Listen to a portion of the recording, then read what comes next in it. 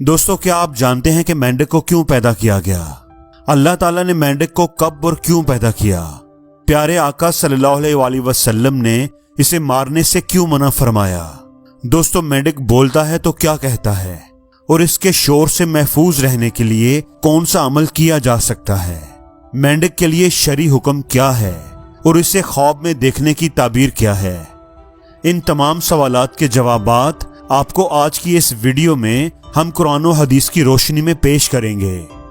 دوستو، مینڈک کی پیدائش اس پانی میں ہوتی ہے جو بہتا نہیں ہے، یعنی جو رکا ہوا ہوتا ہے، جس طرح بارش کا پانی، جس طرح بارش ہونے کے بعد پانی کسی جگہ پر کھڑا ہو جاتا ہے۔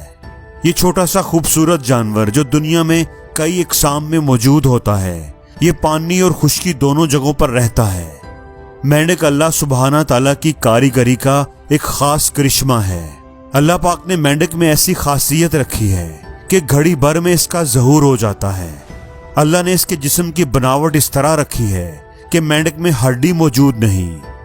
بعض فقہا کا کہنا ہے کہ مینڈک اس پانی میں موجود تھا جس پر اللہ سبحانہ تعالیٰ کا عرش تھا۔ احادیث میں مینڈک کو مارنے سے منع کیا گیا ہے۔ اس کے بارے میں کہا جاتا ہے کہ اس کا بولنا تسبیح ہے۔ ویسے تو سارے ہی چرند پرند اللہ کی تسبیحات بیان کرتے ہیں، لیکن مینڈک کے بارے میں بھی کہا جاتا ہے کہ اس کا بولنا تسبیح ہے۔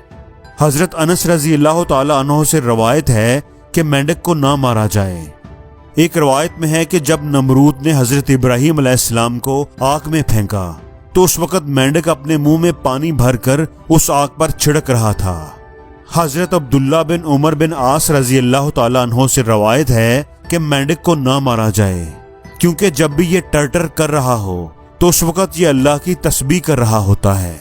محمد بن زکریہ رازی فرماتے ہیں کہ اگر پانی میں مینڈک کثرت سے ہوں اور ان کا شور بہت زیادہ ہو تو اس پانی میں ایک تھال پر چراغ یعنی دیا رکھ دینے سے ان کا شور کم ہو جاتا ہے۔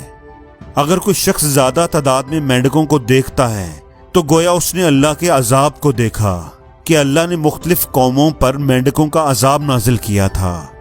خواب میں خود کو مینڈک کے ساتھ دیکھنا رشتہ داروں کے ساتھ تعلق کی نشانی ہوتی ہے۔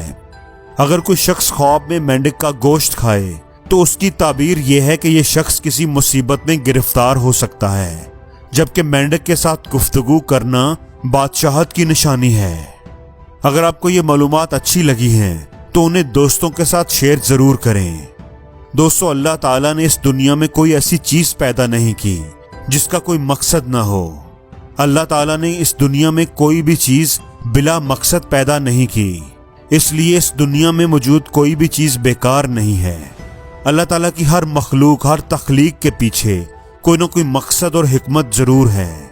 اس لیے اپنے آس پاس، اپنے دائیں بائیں موجود چیزوں کو دیکھیں، ان پر غور کریں اور خود سے سوال کریں کہ اس کو دنیا میں کیوں لایا گیا ہے، اس کا مقصد کیا ہے، اس کی حکمت کیا ہے۔